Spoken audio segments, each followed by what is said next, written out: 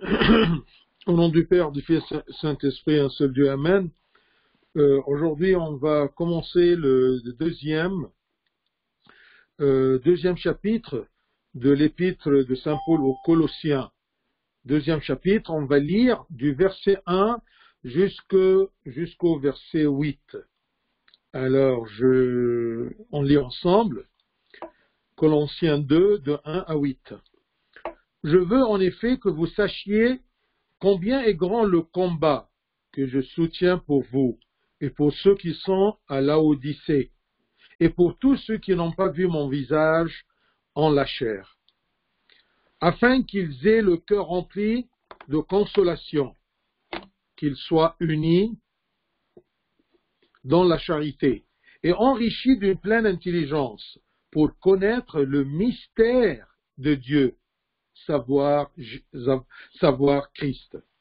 Mystère dans lequel sont cachés tous les trésors de la sagesse et de la science. Je dis cela afin que personne ne vous trompe par des discours séduisants. Car si je suis absent de corps, je suis avec vous en esprit. Voyons avec joie le bon ordre qui règne parmi vous et la fermeté de votre foi en Christ. Ainsi donc, quand vous avez reçu le Seigneur Jésus-Christ, marchez en lui, étant enracinés et fondés en lui et affermis par la foi, d'après les instructions qui vous ont été données et abondez en actions de grâce. Prenez garde que personne ne fasse de vous sa proie par la philosophie et par une vaine tromperie, s'appuyant sur la tradition des hommes, sur le rudiment du monde, et non sur Christ. Gloire à toi, Seigneur. Alors, aujourd'hui, du verset 1 à 8, notre thème sera « Vivre en Christ ». Parce que, comme nous savons maintenant, c'est ça le vocabulaire de Saint Paul. Il aime toujours utiliser ce terme. En Christ. Vivre en Christ. Vivre dans ses paroles. Suivre ses commandements. C'est ça, vivre en Christ. Vivre en lien intime avec lui. Un lien fort avec lui. Alors, il commence, versets 1 et 2, en disant que il a un combat. Je veux en effet que vous sachiez combien est grand le combat que je soutiens pour vous, les Colossiens, et pour ceux qui habitent à côté de vous dans la région de Laodicée, et pour tous ceux qui n'ont pas vu son visage. Il soutient un combat pour eux. Qu'est-ce que c'est ce combat-là? Comment il combat loin d'eux? Eh bien, il combat pour eux sous forme d'enseignement. C'est ça son combat.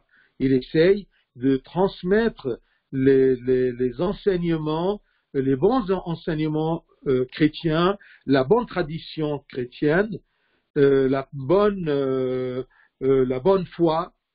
Et aussi, ce combat-là, ce combat consiste en ses prières. Il prie pour eux. Il prie sincèrement. Et même ce combat-là qu'il cherche aussi de leurs nouvelles pour suivre leur évolution spirituelle. C'est ça le combat d'un ministre, d'un chedem, d'un serviteur de Dieu.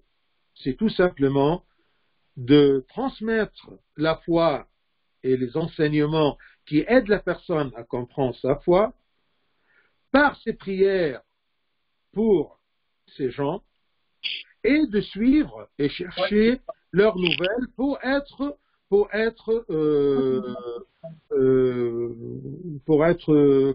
connaître plutôt leur évolution spirituelle. Et il part toujours à propos de ces enseignements-là, il veut bien leur transmettre ce qu'il appelle le mystère de Dieu. C'est quoi le mystère de Dieu? Le mystère de Dieu, c'est tout simplement, c'est connaître la profondeur de l'essence de Dieu illimité. Ce n'est pas facile de connaître Dieu, c'est quelque chose illimité, c'est quelque chose énorme. Alors, le mystère de Dieu, c'est... Là, s'il vous plaît, éteignez le micro, s'il vous plaît, chez vous. Il y a l'icône du micro, essayez de la barrer. Le mystère de Dieu, vous allez trouver un nouveau terme dans le vocabulaire de Saint Paul, le mystère de Dieu. C'est connaître la profondeur, l'essence de Dieu, la vérité de Dieu. Le mystère de Dieu, c'est... s'il vous plaît, ceux qui... اللي فاتح الميكروفون لو سمحتوا أنا سامع اللي عندكم في البيت فأرجوكم اقفلوا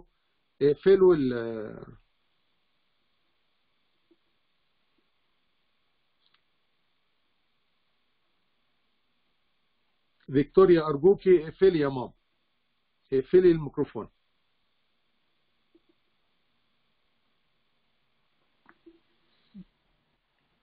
Donc l'apôtre, à travers son combat, à travers son service, à travers ses enseignements, il veut que les Colossiens arrivent à connaître le mystère de Dieu.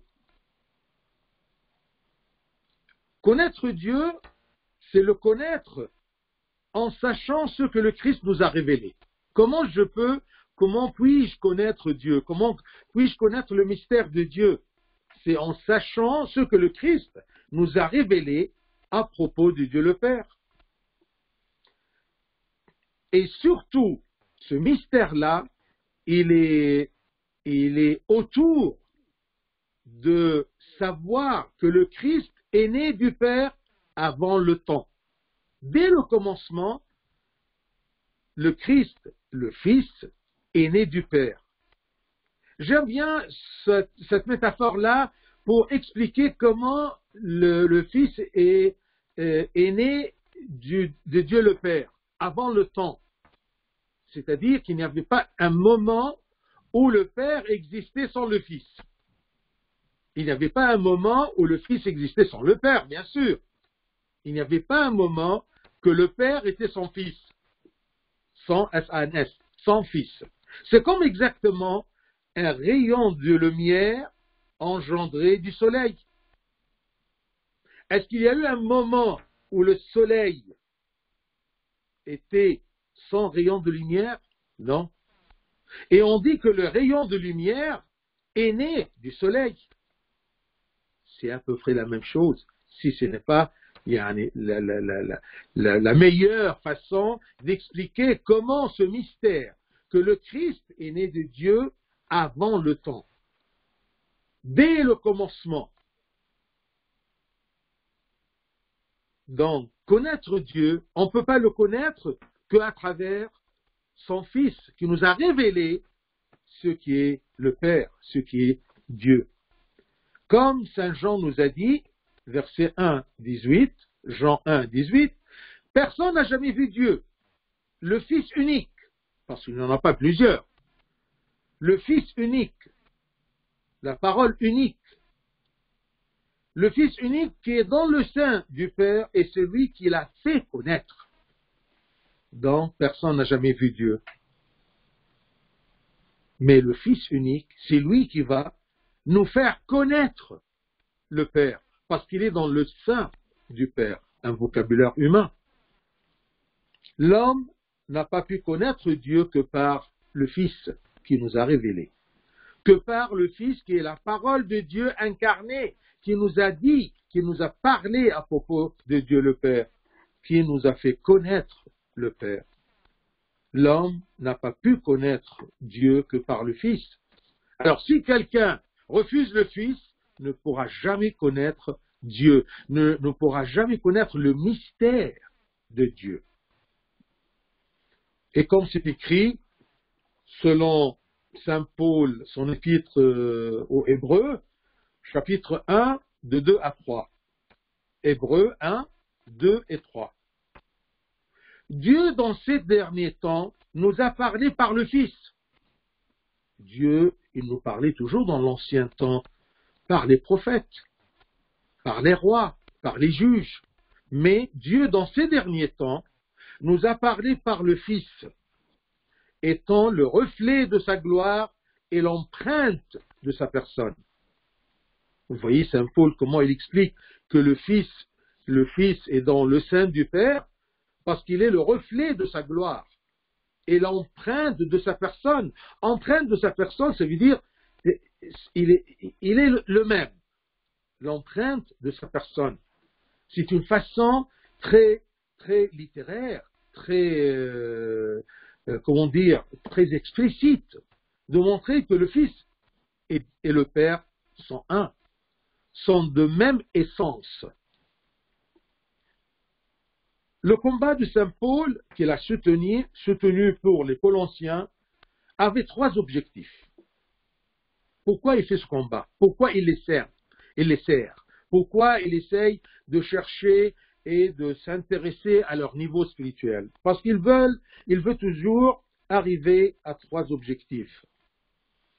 Verset 2, c'est écrit, afin qu'ils aient le cœur rempli de consolation, qu'ils soient unis, tous les Colossiens unis, parce que ce sont les membres d'un seul corps, unis dans la charité et enrichis d'une pleine intelligence pour connaître le mystère de Dieu, savoir Christ.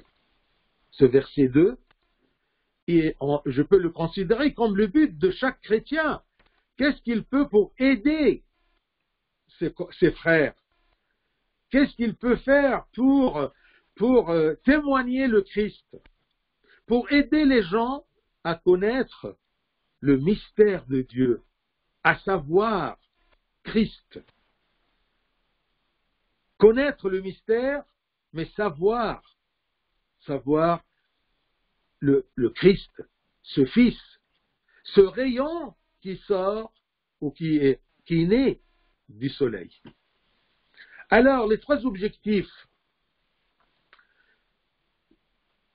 que Saint Paul vise dans son combat pour ce service, eh bien, premièrement, c'est que les Colossiens, ces fidèles-là, eh bien, soient consolés par l'Esprit Saint qui habite dans leur cœur, afin qu'ils aient le cœur rempli de consolation.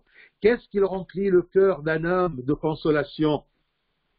C'est sa connaissance de l'Esprit Saint, sa connaissance de Dieu, sa connaissance du Christ.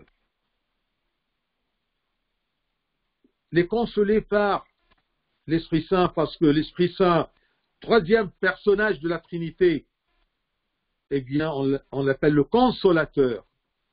C'est la seule source de consoler le cœur de l'homme.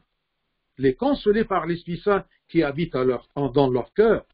Ils doivent leur faire apprendre qu'ils sont habités par l'Esprit Saint qui leur donne la consolation, afin de se fortifier et d'avoir le zèle pour confronter les situations difficiles et les guerres faites par Satan contre nous. On doit avoir cette consolation-là par les serviteurs de Dieu qui nous apprennent à connaître le mystère de Dieu et savoir Christ. Les consoler. Deuxième chose, que leur cœur soit uni dans la pleine charité. Qu'ils soient unis, verset 2, qu'ils soient unis dans la charité. Plus ils comprennent le mystère de Dieu, plus ils vivent en Christ, ils peuvent vivre unis ensemble, un seul corps, une seule Église. Et je dis que la colle qui unit ces membres-là ensemble, c'est la charité. Qu'est-ce qu'il peut nous unir comme membres de l'unique corps du Christ, de l'unique Église? Eh bien, c'est la charité, c'est l'amour entre l'un et l'autre, de s'aimer les uns les autres. Les consoler leur faire apprendre comment s'unir ensemble, un seul cœur, une seule pensée, dans la pleine charité. Et troisième chose, est enrichi d'une pleine intelligence pour connaître le mystère de Dieu et savoir Christ, qu'ils se remplissent de la pleine intelligence, qu'ils atteignent la compréhension parfaite de ce mystère de Dieu, savoir Christ. Retenez bien ces termes qui expriment notre chrétienté, notre foi. Nous sommes en Christ. Un chrétien, c'est être en Christ. Un chrétien, c'est quelqu'un qui connaît le mystère de Dieu par le Fils et savoir et comprendre qu'est-ce que ça veut dire Christ, qu'est-ce que ça veut dire Fils de Dieu, qu'est-ce que ça veut dire Dieu incarné, qu'est-ce que ça veut dire la sagesse et la vérité. C'est ça le but du combat de servir les Colossiens pour Saint Paul. Afin qu'ils aient le cœur rempli de consolation, qu'ils soient unis dans la charité et enrichis d'une pleine intelligence pour connaître le mystère de Dieu, savoir Christ. Ça, c'est un chrétien. Verset 3. Mystère dans lequel, il parle à propos de ce mystère de Dieu, de ce savoir du Christ. Mystère dans lequel sont cachés tous les trésors de la sagesse et de la science dans le sens de la connaissance. On cherche toujours la sagesse, on cherche toujours la connaissance, c'est-à-dire la vérité. C'est lui qui dit connaissance dit vérité, parce qu'on doit connaître non pas des mensonges, mais une vérité. Eh bien, ce mystère de Dieu et du Christ, et de la Trinité, ce mystère se cache là-dedans tous les trésors de la sagesse et de la science. Pourquoi on dit un trésor? Un trésor, ça dit quelque chose de valeur, quelque chose qu'on doit protéger et en profiter et bien le garder. Alors, ce mystère-là, dans ce mystère-là, on peut savoir le Christ. Et le Christ est l'hypostase de la sagesse. Il est la source de la sagesse. En lui se cache tout le trésor de la sagesse, toute la plénitude de la sagesse de valeur, parce qu'il y a une sagesse du monde, il y a une sagesse entre guillemets, des idiots, il y a des gens qui se croient sages, mais ils sont égarés de la vérité. Donc le Christ est la source de la sagesse. Et pourquoi Saint Paul, il parle à propos de la sagesse et source de la sagesse, pleine d'intelligence pour connaître le mystère de Dieu, ce mystère dans lequel sont cachés tous les trésors de la sagesse et de la science, pour attaquer les gnostiques, dont on a parlé au commencement de l'épître. Les gnostiques qui pensent que la sagesse vienne de la recherche et de la raison humaine et de la philosophie. Ils ont imaginé que leur sagesse humaine dépasse le Christ lui-même. Le Christ lui-même, qui est la sagesse, qui est la source de la sagesse, qui est la vérité. Il a dit, je suis la vérité. Hors du Christ, hors de ce qui nous révèle le Christ, hors de la connaissance de ce mystère de Dieu, hors du christianisme. Pas de sagesse.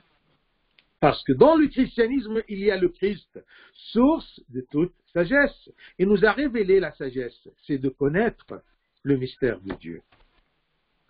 Hors du Christ n'est que ignorance et perdition. Les gnostiques, ils se croient sages. Ils suivent autre sagesse que la sagesse en Christ que la sagesse de Dieu. Et le Christ offre sa sagesse à tous ceux qui demeurent en lui, à tous ceux qui le suivent, à tous ceux qui croient en lui et croient en sa parole. Et jamais à ceux qui comptent sur leur raison humaine, jamais aux gnostiques, parce que les gnostiques, ils comptent sur leur raison humaine, leur recherche, leur philosophie, leurs pensées, leurs idées. Mais moi, je n'ai pas des idées que celles du Christ. Quand je veux savoir comment agir, je cherche en Christ mon comportement. Comment dois-je penser? Un chrétien, il dit, nous avons la pensée du Christ. Et c'est ça la sagesse. Parce que le Christ est source de sagesse et le trésor de toute sagesse et de toute connaissance. Matthieu 11, 25, c'est écrit, Jésus prit la parole et dit, je te loue, Père, Seigneur du ciel et de la terre. Il loue, selon son humanité, le ciel de la terre, du ciel et, le Seigneur du ciel et de la terre, de ce que tu as caché ces choses. Maintenant, on comprend ces choses. Ces choses, c'est le mystère de Dieu. C'est savoir Christ. Seigneur du ciel et de la terre, de ce que tu as caché ces choses aux sages et aux intelligents, à ceux qui se croient sages hors du Christ et aux intelligents, et de ce que tu les as révélés aux enfants. Il a utilisé ici les sages et les intelligents selon la sagesse humaine et l'intelligence humaine, et il a pris l'exemple de la vraie sagesse, les enfants, qui se laissent, qui se soumettent au Christ, à la vraie sagesse. Pas de sagesse supérieure à celui qui est en Christ. Mais les gnostiques, les humains raisonnables, les philosophes, ils se croient que ceux qui suivent le Christ, ce sont des enfants, ne sont pas à leur niveau. Pas de sagesse supérieure à celle qui est en Christ. Et ce qui est hors du Christ, il est égaré de la vraie sagesse, du trésor de la sagesse et de la science. La sagesse est la vérité qui mène à la perfection.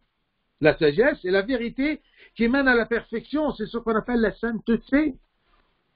C'est ça la sagesse, d'être parfait. Et qu'est-ce que ça veut dire être parfait que être sanctifié par Dieu et son Fils et son Esprit Saint? Mystère dans lequel sont cachés tous les trésors de la sagesse et de la science. C'est ce mystère de Dieu, savoir Christ. Verset 4, je dis cela afin que personne ne vous trompe par des discours séduisants. Parce que la philosophie humaine et l'intelligence humaine peut avoir une apparence séduisante. Ça séduit ta pensée humaine limitée.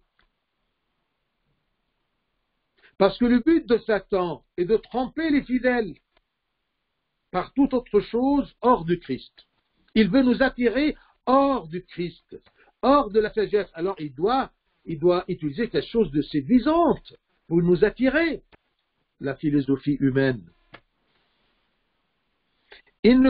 Satan ne cherche que nous égarer du chemin, nous mettre hors du droit chemin, comme ce qu'il avait fait avec Ève.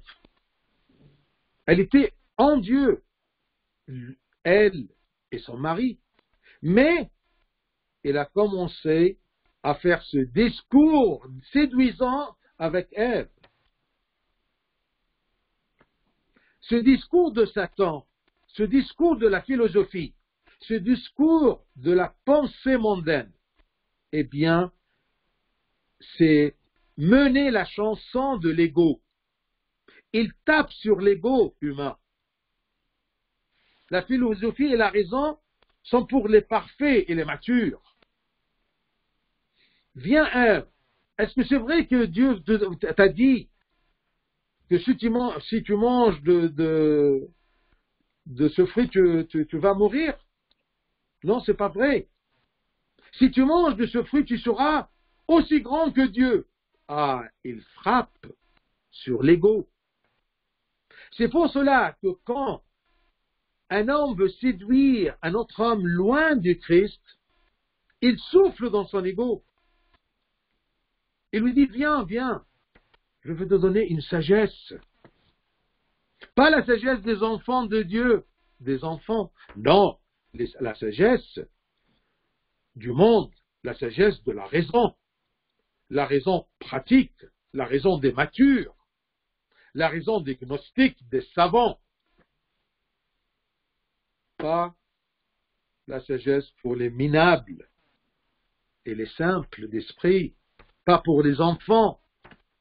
C'est la chanson qui satisfait l'ego qui se gonfle. Je dis cela afin que personne ne vous trompe par des discours séduisants. Si c'est un discours qui mène au mystère de Dieu, suivez-le. Si un discours qui vous aide à connaître le Christ, suivez-le. Mais si c'est un discours séduisant, mais hors du Christ, méfiez-vous de ceci. Verset 5. Car si je suis absent de corps, si je ne suis pas présent parmi vous, je suis avec vous en esprit, voyant avec joie le bon ordre qui règne parmi vous et la fermeté de votre foi en Christ. C'est ça qui réjouit l'apôtre, malgré qu'il est loin d'eux. Qu'est-ce qu'il réjouit? Qu'est-ce qu'il réjouit Saint Paul? Entre guillemets, qu'est-ce qui réjouit Dieu? Comment il veut nous voir?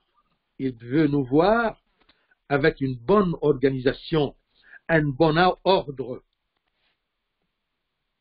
Voyons avec joie le bon ordre qui règne parmi nous. Est-ce que parmi nous, il y a une bonne organisation? Est-ce qu'il y a parmi nous un bon ordre?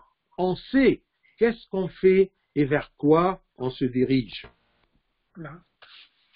Le bon ordre et la fermeté, non pas votre foi, mais la fermeté de votre foi en Christ. Fermeté. Et c'est ça, si nous sommes fermes dans la foi en Christ et en sa parole, en ses commandements, en sa vérité, eh bien, nous ne serons jamais séduits par d'autres discours hors du Christ, loin de Dieu, loin du mystère. Je l'ai.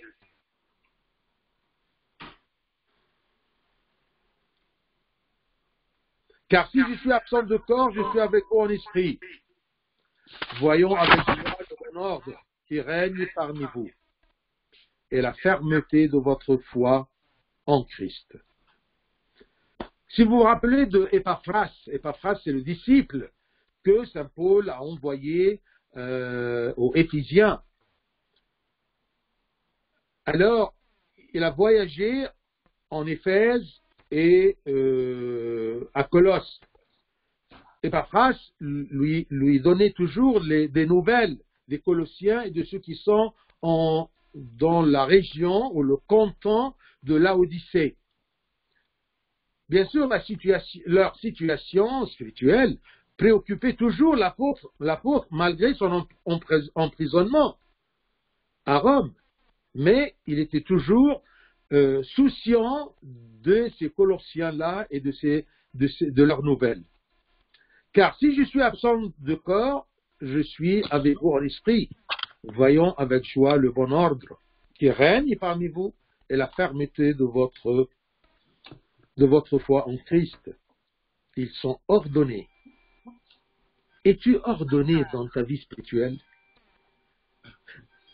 Sommes-nous ordonnés dans nos églises, dans nos célébrations, dans nos prières? Le bon ordre est indispensable pour la vie spirituelle.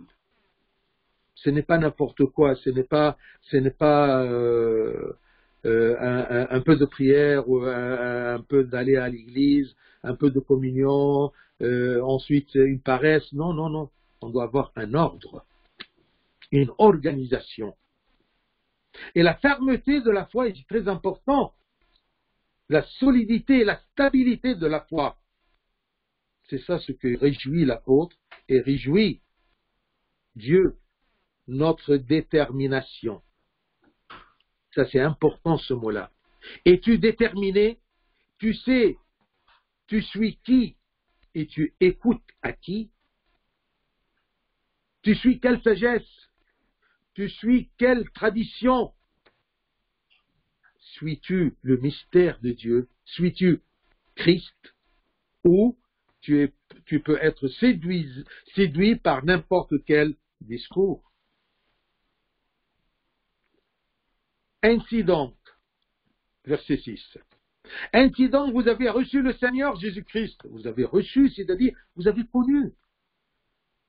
Et si vous le connaissez bien, eh bien, cherchez à le connaître à travers sa parole, à travers la parole de Dieu. Lisez, cherchez dans la parole de Dieu, posez vos questions afin que vous ayez, afin que vous receviez, ou vous recevez le Seigneur Jésus-Christ. Ainsi donc, comme vous avez reçu le Seigneur Jésus-Christ, marchez en lui. C'est bien d'avoir le Christ, mais l'important c'est marcher en lui. Vous voyez le vocabulaire paulin, le vocabulaire de Saint Paul, c'est marcher en Christ. Je reçois le Christ, je le reçois en moi, parce que je suis uni en lui. Il demeure en moi et moi en lui. Eh bien, si tu reçois le Christ, marche en lui. Il veut bien dire aux Colossiens, continuez dans ce que vous avez appris à propos du Christ, par Épaphras. Continuez à suivre ce que vous avez appris dans l'Église, par les sermons des pères qui vous mènent, non pas à la sagesse humaine, mais à la sagesse, au trésor de la sagesse et de la connaissance du mystère de Christ, le mystère de Dieu, savoir Christ. Demeurer en Christ, j'aime bien demeurer, être uni en Christ. J'ai trouvé un terme français très explicite utilisé par les pères de l'Église pour désigner l'ittihad, l'union avec le Christ. Il utilise le verbe cramponner. Cramponner. Je suis cramponné au Christ. Je me cramponne au Christ. Je me colle au Christ. Un terme français, mais vraiment explicite. Retenez-le, cherchez-le dans le dictionnaire. Un bon dictionnaire pour le trouver, c'est un bon français. Cramponner au Christ. S'accrocher fixement au Christ. C'est ça le bon chrétien. C'est ça le chrétien qui lutte à ne pas s'égarer du bon chemin, de s'éloigner du mystère de Dieu, savoir Christ. Ainsi donc, quand vous avez reçu le Seigneur Jésus, le recevoir des témoignages, le recevoir des serviteurs, comme Épaphras, étant enraciné et fondé en lui. Marchez en lui, verset 6 et verset 7, étant enraciné et fondé en lui, et affermi par la foi, d'après les instructions que vous ont été données, et abonder en actions de grâce. Remerciez Dieu toujours, abonder en actions de grâce. Remerciez Dieu qu'il vous a donné cette occasion, ce privilège d'être affermi par la foi, la vraie foi, d'après les instructions que vous avez été données. Les membres n'évoluent pas et ne croissent pas que s'ils ont enraciné dans le corps, comme les branches pour le tronc de l'arbre. Et c'est pour cela que Saint Jean, chapitre 15 de 4 à 5, Jean 15, 4 et 5, il dit « Demeurez en moi ». C'est ça le consigne que le Christ nous demande. « Demeurez en moi et je demeurerai en vous ». Comme le sarment ne peut de lui-même porter du fruit. Le sarment, c'est la branche de la vigne. Comme le sarment ne peut de lui-même porter du fruit s'il ne demeure attaché au cep. Ainsi, vous ne le pouvez non plus si vous ne demeurez en moi. Marcher en Christ, c'est demeurer en lui, c'est se cramponner au Christ. Eh bien, c'est ça qui nous fait porter du fruit. Et le fruit, c'est quoi? C'est la sanctification, c'est être enfant de Dieu, être héritier du trésor céleste. Jean 15, 4 et 5, je continue. Je suis le cep, vous êtes les sarments. Celui qui demeure en moi et en qui je demeure porte beaucoup de fruits. Car sans moi, vous ne pouvez rien faire. Sans le Christ, on ne peut rien faire. Mais en Christ, être cramponné au Christ, être attaché au cep, eh bien c'est ça qui me donne beaucoup de fruits, me donne de porter de fruits.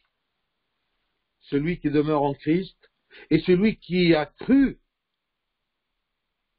et s'est fait baptiser, celui qui vit le repentir suivant les commandements des Écritures, c'est ça, demeurer en Christ. Celui qui vit le repentir, celui qui suit les commandements des Écritures, celui qui est assidu à l'Eucharistie, celui qui n'a jamais nié la foi, eh bien, c'est quelqu'un qui demeure en Christ.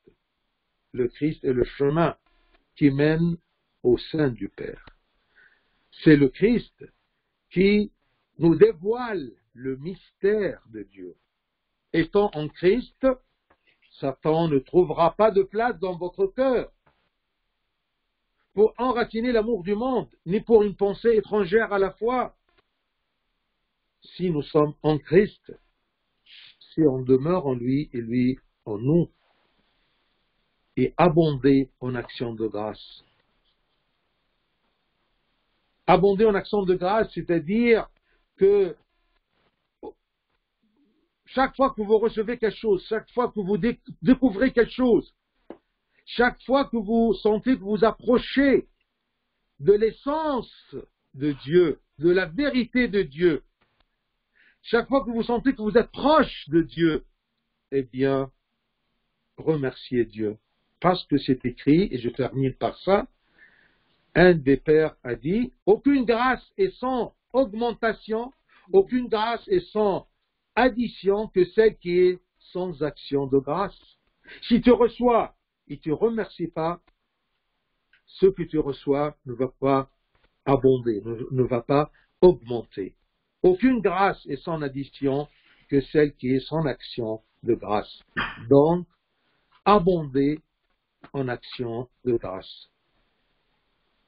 Et la dernière chose, verset 8, on va en parler beaucoup plus la prochaine fois. Eh bien, il dit, prenez garde que personne ne fasse de vous sa proie par la philosophie et par une vaine tromperie, s'appuyant sur la tradition des hommes, sur les enseignements des hommes, sur les rudiments du monde et non sur Christ. Prenez garde que personne ne vous fasse ou ne fasse de vous sa proie par la philosophie et par une vaine tromperie qui gonfle l'ego, s'appuyant sur la tradition des hommes, les enseignements des hommes, les enseignements du monde, sur les rudiments du monde et non sur Christ. Donc, un thermomètre pour savoir cet enseignement-là, ce discours-là, ça vient de Dieu ou pas, regardez est-ce qu'il vous rapproche du Christ ou non. S'il vous éloigne de la parole de Dieu, des commandements de Dieu, eh bien, méfiez-vous, c'est un séduisant qui veut vous égarer du chemin de Dieu. Gloire à lui éternellement. Amen.